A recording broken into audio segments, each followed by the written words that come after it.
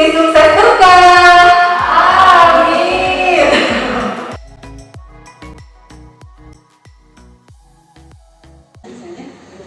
Bismillahirrahmanirrahim. Assalamualaikum warahmatullahi wabarakatuh. Karena salah satu bagian dari fungsi seorang dosen itu harus dapat memberikan pengabdian kepada masyarakat. Ya mudah-mudahan dengan adanya pengabdian ini memberikan suatu wawasan dan memberikan sharing juga kepada ibu-ibu sekalian, karena memang keahlian daripada program studi akuntansi ini adalah berkaitan dengan salah satunya bagaimana dapat membina masyarakat di dalam pembuatan laporan keuangan. Karena seperti kita ketahui bahwa laporan keuangan ini sangat penting sekali, khususnya buat para pengusaha, ya. Jadi ibu-ibu ini sebagai pengusaha sebetulnya, ya.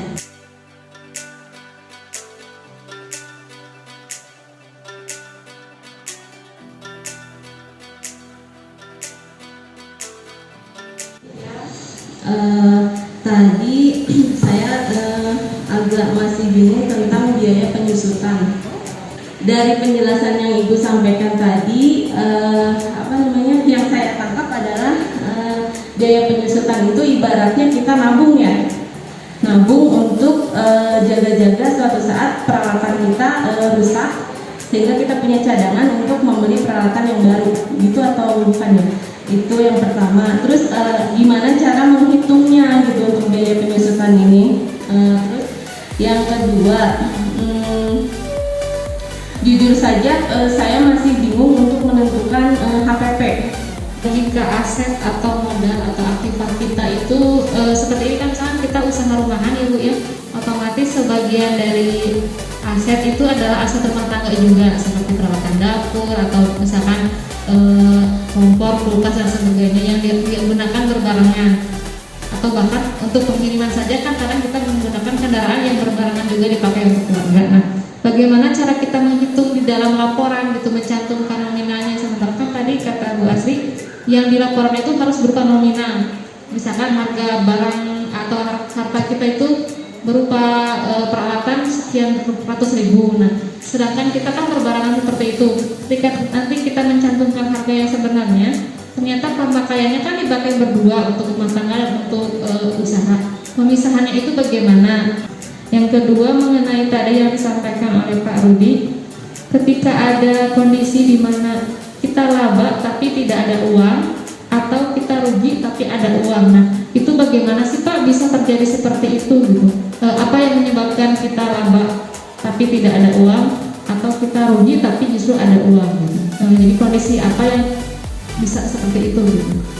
Mungkin Yang ingin saya tanyakan kepada Bu Astri, bagaimana cara menghitung laba rugi atau arus kas untuk produk-produk yang sistemnya konsinyasi, Bu? Karena kadang-kadang kita juga kan kalau sistem konsinyasi juga tidak tahu barang berapa banyak yang keluar, atau nanti juga yang returnya juga berapa.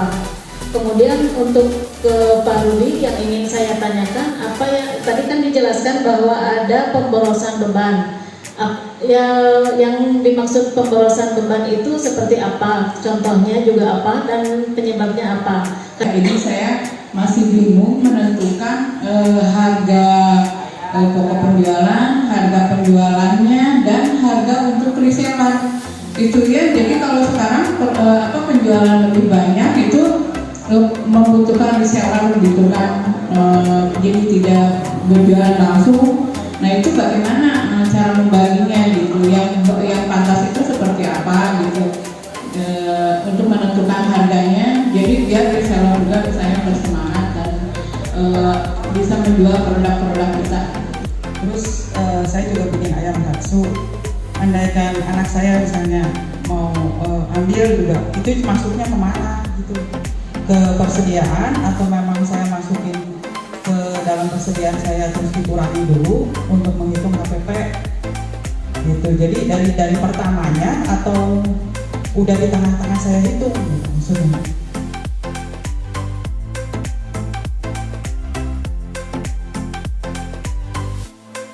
Nah, di dalam akuntansi itu Bu ada dua bagian, akuntansi keuangan dan akuntansi manajemen. Kalau perhitungan harga pokok itu larinya ke manajemen funding atau akuntansi manajemen, di mana Bapak Ibu itu punya kendali untuk menentukan kebijakan apapun. Jadi gak ada standarnya, harga pokok Bapak Ibu harus segini, gak ada. Nah itu beda akuntansi keuangan, akuntansi manajemen. Nah kalau tadi pelaporan ada laba rugi, kemudian ada Pak Rudi tadi menyatakan laporan arus kas, itu Ibu laporkan ke pengguna-pengguna eksternal, bukan diri kita sendiri yang hanya menentukan, yang mengambil keputusan. Itu namanya akuntansi keuangan. Nah jadi walaupun akuntansi keuangan, akuntansi manajemen ini saling berhubungan, ya karena rincian dari pelaporan yang ada yang dijelaskan Pak Rudi maupun Bu Asri tadi, itulah manajemen accounting. Nah, manajer itu siapa ya? Bapak Ibu sendiri ya. Jadi Bapak Ibu menghitung harga pokok untuk kepentingan kita, mengambil keputusan berapa harga jual saya ini nanti supaya saya real, untung itu benar-benar untung gitu, tidak yang tadi asal kejual aja, saya nggak mau tahu harganya mau di berapa, mau saya hitung berapa, atau pokoknya kumaha saya weh, sebenarnya nggak masalah juga itu Bu dalam akuntansi manajemen.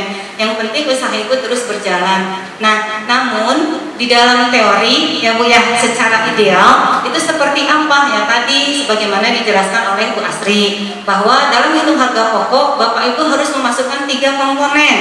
Ya, minimal Ibu menentukan berapa harga bahan baku yang sudah Ibu keluarkan. Ya, beli apa bahan bakunya, seperti tadi Ibu misalnya nasi ya Bu ya dengan katsu, berasnya berapa, ayamnya berapa. Nah, dalam 1 kali periode akuntansi itu kan 1 bulan biasanya dihitungnya. Nah, Ibu memproduksi 1 bulan itu berapa kali. Nah, jadi menghitung itu bisa kita estimasi di depan, bisa juga setelah Ibu selesai, nggak masalah sebenarnya. Jadi di dalam manajemen accounting itu nggak ada satu standar yang wajib dilakukan oleh semua pengusaha harus seperti itu, nggak.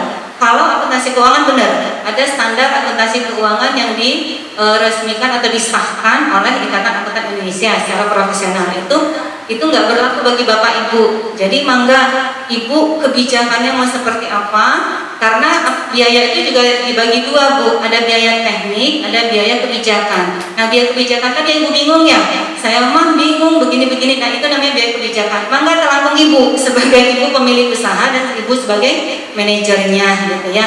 Nah, kemudian komponen yang kedua Bu, dari harga pokok tadi Ibu hitung berapa biaya tenaga kerja.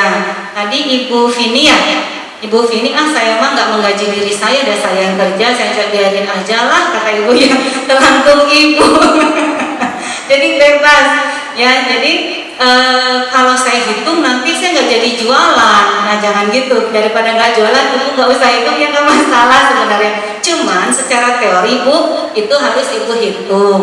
Kemudian komponen yang ketiga adalah biaya tidak langsung seperti tadi.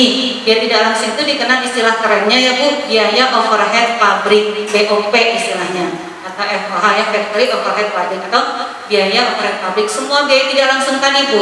Untuk mengemas Ibu butuh apa ini? Untuk merapatkan itu kan ada mesin sendiri ya Bu. Nah, itu biaya overhead namanya. Terus untuk mempercantik nih, Ibu butuh apa ini? Stiker. Nah, stiker-stiker ini kan untuk menambah kemasan supaya cantik. Jadi dia merupakan biaya tidak langsung produk. Jadi untuk menghasilkan kacang ini kan nggak dibungkusnya tenangnya Bu. Jadi ya si kacangnya. Nah, itu namanya biaya tidak langsung Bu Vini ya, Ibu sekalian. Pada saat membeli rice cooker tuh kita udah hitung, kalau misalnya rice cooker ini dibeli dengan harga 300.000, kayaknya nih bisa bertahannya cuma 1 tahun misalnya. Berarti kalau gitu dalam 1 tahun tuh kan 12 bulan ya Bu ya. Nah, berarti dalam 1 tahun dia akan habis dalam hal ini bukan habis barangnya ya Bu ya, tapi dia tidak lagi bisa dipakai untuk usaha. Kita buat 300.000 dibagi 12 bulan. 12 bulan berarti berapa Bu? 300 dibagi 12, 250. 25.000 per bulan. Nah, kemudian kita buat di situ ada biaya penyusutan barang gitu ya, rice cooker sebesar 25.000 per bulan. Nah, sampai nanti di akhir tahun habis kan nilainya, nggak ada nilai sisa. Nah, kita anggap ya rice cooker tuh benar-benar udah nggak bisa dipakai setelah 1 tahun.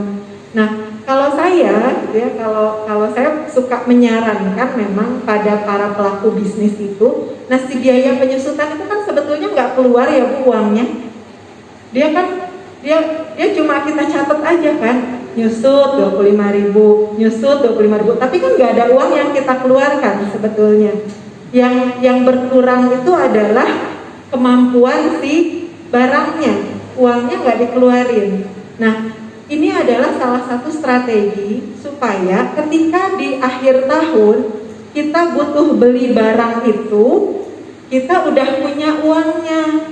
Jadi nggak bingung lagi di mana artosna ieu rice cooker gedengan tos teu tiasa dianggo, mangkane henteu disisihkeun. Tah kitu. Janten maksudna mah tadi ketika kita mencatat, oh iya, ini ada penyusutan 25.000, kita sisihin, kita bikinlah amplop sendiri. Kalau ini mah sebetulnya tidak ada dalam teori akuntansi seperti itu gitu ya. Itu hanya nantinya memang mengurangi laporan posisi keuangan. Jadi nilai aset kita yang tadinya 300.000 jadi 0 kan di akhir tahun. Nah, tapi sebetulnya tidak ada uang yang keluar. Nah, uangnya kalau saya memilih untuk disimpan dalam satu amplop untuk membeli rice cooker di akhir tahun misalnya gitu. Lalu dibutuhkan, makanya nanti evaluasinya adalah ketika membutuhkan peralatan, apakah itu peralatan benar-benar urgent atau tidak gitu ya. Karena nanti ketika terlalu boros membeli peralatan, maka tidak akan memegang uang kas ya, tidak akan memegang uang kas. Nanti ketika ada pembayaran misalkan hutang, Bapak Ibu punya hutang, nanti akan kebingungan, nanti takutnya malah kembali lagi, saya jual peralatan aja biar ada uang gitu kan. Nah, makanya perlu ada perkiraan gitu, apa-apa yang penting ketika mengeluarkan uang untuk baik membeli peralatan, kemudian perlengkapan atau mungkin persediaan ya bahan baku gitu ya. Jadi jumlahnya gitu ya, jumlahnya harus sesuai ketika Bapak Ibu membeli peralatan tersebut gitu ya. Jadi makanya harus diatur ketika harus kas masuk dan keluarnya terlalu boros, walaupun nanti tadi saya bilang ya laba tetapi tidak punya uang, kondisinya terlalu boros mengeluarkan uang untuk membeli hal yang ternyata tidak terlalu sering digunakan gitu ya, seperti itu. Atau tadi ketika rugi tetapi punya uang ya, itu kondisinya adalah ketika Bapak Ibu baru mulai usaha ya, berarti nanti akan ada pembiayaan gitu ya, misalkan dapat pembiayaan gitu ya dari pemerintah 10 juta, otomatis kan punya uang tuh. Tetapi karena usahanya baru berjalan, kemungkinan itu nanti akan terjadi rugi ya, atau mungkin nanti tidak PEP ya, atau tidak untung tidak rugi, jadi hanya balik modal. Kondisi itu yang mengakibatkan rugi tetapi tidak memberi uang tetapi rugi seperti itu.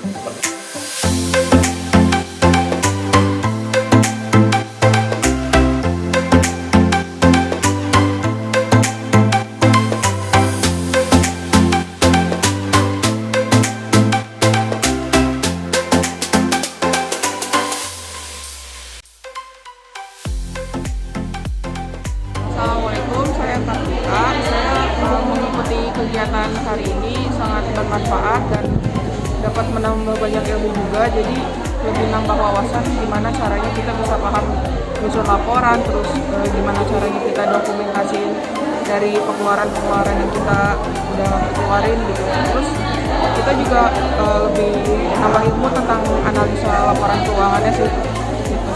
Buat pesan PKM ke depannya kayak gimana? Sering diadain lagi sih yang secara offline-nya kan, kalau misalkan secara online kan suka bingung gitu nangkepnya. Jadi lebih banyak lagi kegiatan secara offline-nya mungkin gitu, untuk seminar-seminar yang seperti ini. Terima kasih.